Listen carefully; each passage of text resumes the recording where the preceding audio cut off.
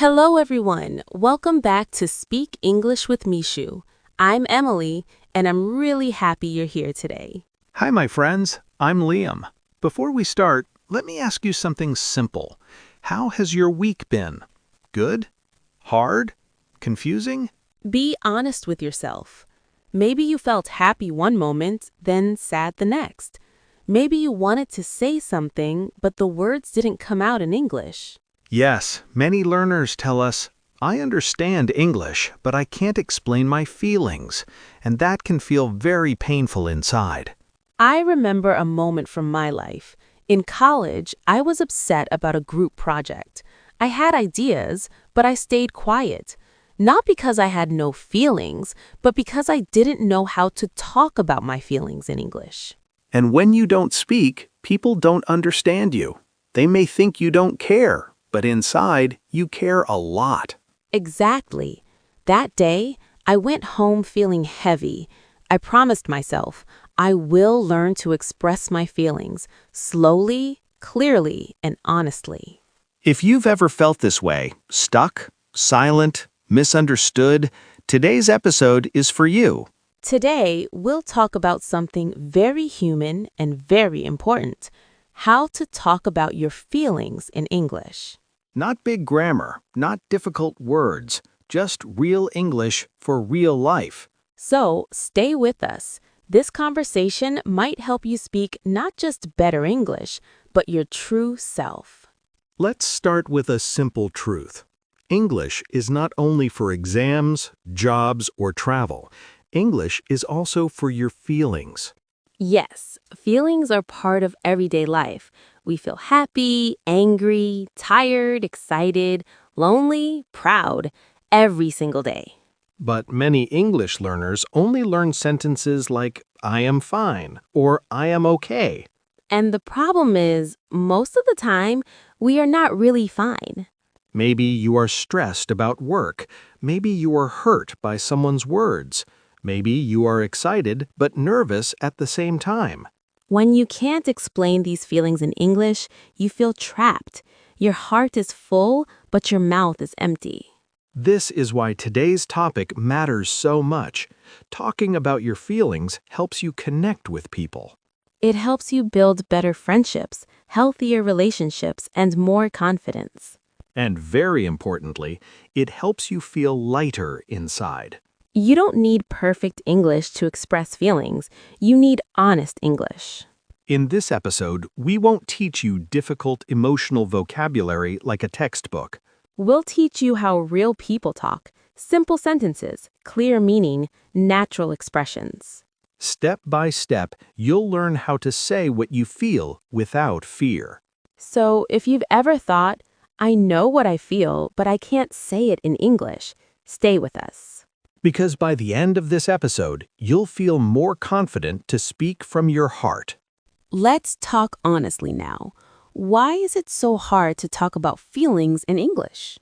One big reason is fear. Fear of saying the wrong word, fear of being judged. Many learners think, what if my sentence sounds stupid? So they stay silent. Another problem is thinking too much about grammar. Yes, when you're emotional, your brain is already busy. Then you try to remember tense, structure, rules, and everything stops. Also, in many schools, we are not taught emotional English. We learn this is a pen, but not I feel hurt or I'm overwhelmed today. So when a real emotional moment comes, an argument, a confession, a stressful day, you don't have the language ready. Some learners also think their feelings are too personal to say in English. But feelings are human. Language is just a tool to share them. Another struggle is translation. You feel something in your mother language, But when you translate directly into English, it sounds strange or unclear. that can make you feel frustrated, embarrassed, or even more silent. And slowly, you start believing, I can't express myself in English. But that belief is not true. You're not bad at English. You just haven't learned emotional English the right way. And that's exactly what we're going to change today. Now, let's go a little deeper. The problem is not only language, it's also what's happening inside your mind. One emotional cause is shyness. You don't want to look weak or emotional in front of others. Especially in another language, emotions feel more exposed. Another cause is past experience. Maybe someone laughed at your English before. Or corrected you too harshly. That pain stays longer than you think. So now, every time you want to speak about feelings, your body says, stop. Logically, many learners believe a wrong idea. I must speak perfect English to express feelings. But feelings don't need perfection. They need clarity and honesty. Also, we often compare ourselves to fluent speakers. We hear native speakers using beautiful words, and we feel small. But remember, those people also started with simple sentences. Another hidden cause is lack of practice. If you never practice emotional sentences, your brain doesn't store them. So in real moments, nothing comes out. The good news, all these causes can be fixed. With the right mindset and the right practice. And now, let's move to something practical. Let's talk about the first simple solution that can change everything. Let's begin with the most important rule. You don't need long sentences to express feelings. Short sentences are powerful.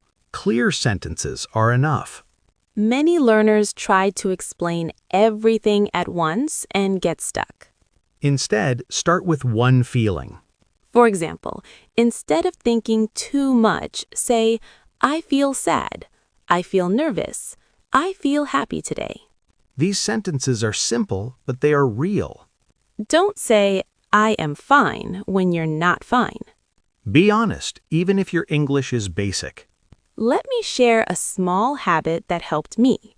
Every day, Emily chose one feeling word and made one sentence.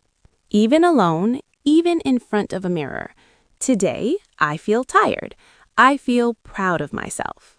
This trains your brain to connect feelings plus English. Another tip, use because to add a reason.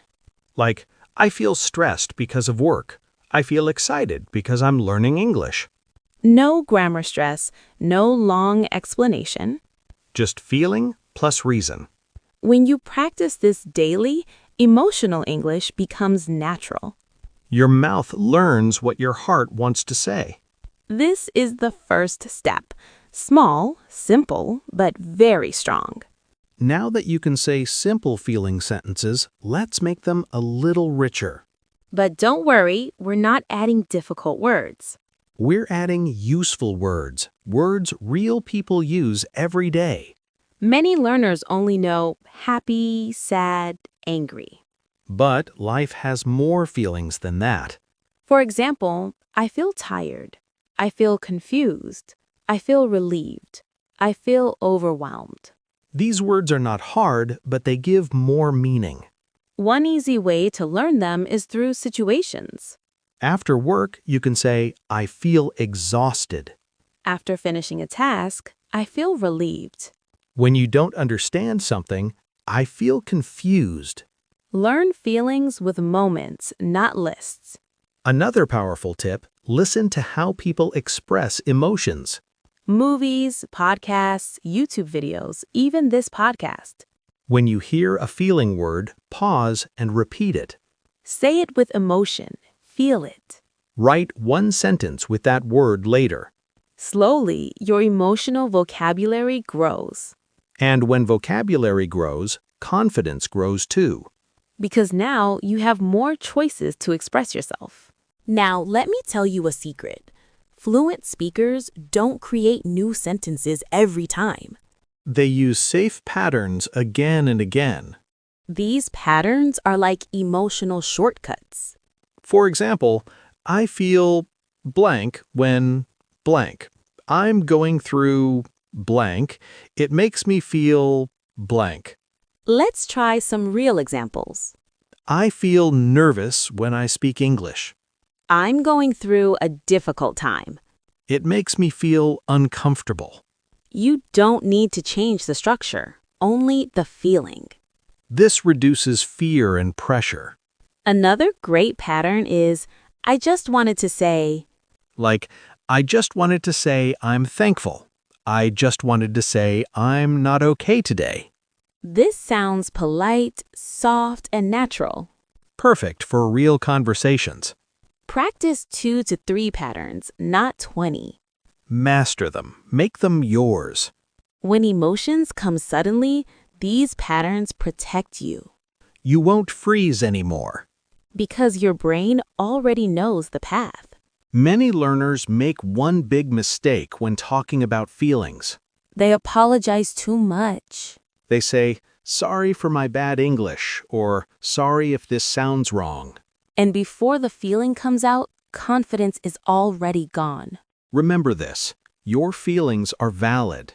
You don't need permission to feel. Instead of apologizing, start with confidence phrases. Like, I want to be honest. I need to share something.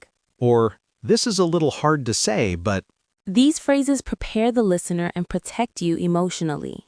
Another tip? Slow down. Speaking slowly makes your message stronger, not weaker. Take a breath, pause, then speak. Confidence doesn't mean perfect English. It means clear intention. When you speak from the heart, people listen. Even if your grammar is not perfect. This is how real communication happens. Even after learning all these tips, fear can still appear. You might think, what if they don't understand me? Or, what if I say the wrong feeling? These thoughts are normal. The key is not to fight fear, but to move with it. Start in safe spaces. Talk to yourself. Talk to a friend you trust. Write your feelings before you speak them. Another obstacle is silence from others. Sometimes people don't react much. That doesn't mean your English is bad. It may mean they are thinking or they don't know how to respond. Don't take it personally. Progress is not loud. Some days you'll speak confidently. Other days you'll struggle again. That's not failure, that's learning. Every time you try, your emotional English gets stronger. Be patient with yourself. Let's practice together. I'll show you how a simple emotional conversation can sound natural. Great idea. I'll start. Emily, I feel a little stressed today because of my work. I understand, Liam. I feel worried sometimes too, especially when deadlines are near. Yes, it's hard, but talking to you helps me feel better. That's good. You expressed your feeling and explained why. Now I can respond naturally. I'm glad we can talk. I sometimes feel nervous sharing, but now it feels easier. Perfect. That's exactly the point. Short sentences, honest feelings, clear meaning. Notice how we didn't need complicated grammar, just honesty and simple patterns. Right. And you can try this with a friend, family, or even a diary. The more you practice, the more confident you'll become.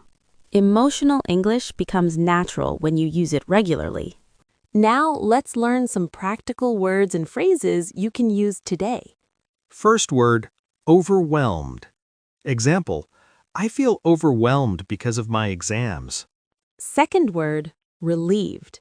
Example, I feel relieved after finishing my project. Third word, frustrated. Example, I feel frustrated when I can't explain my ideas in English. Fourth word, excited. Example, I feel excited about learning new English words. Fifth word, anxious. Example, I feel anxious before speaking to my teacher. Sixth phrase, going through a tough time. Example, I'm going through a tough time, but I'm trying to stay positive. Seventh phrase, I just wanted to say. Example, I just wanted to say I appreciate your help. Practice these words and phrases in sentences every day. Use them in small talks, diary entries, or role plays. This will make your emotional English more natural and confident. Don't rush. Pick 1 or 2 words today, then add more gradually. We've covered a lot today. Let's quickly remember the key points. First, start with simple feeling sentences. Short and honest works best. Second, build your emotional vocabulary naturally with real-life situations. Third, use safe sentence patterns to make expressing feelings easier. Fourth, speak with confidence, not apology. Your feelings are valid. Remember, fear and mistakes are normal. Progress happens step by step. Practice, role play, and repeat the words and phrases we shared today. Speak from your heart. Start small, share honestly. You'll feel lighter and more connected. Every time you try, your emotional English grows stronger. You're learning to communicate your true self. Thank you for spending this time with us today. Keep practicing, keep speaking, keep sharing your feelings in English. If you enjoyed this episode, don't forget to subscribe, share, and leave a comment. Tell us which feeling phrase you'll use first. We can't wait to hear your stories. Until next time, keep speaking from your heart, friends.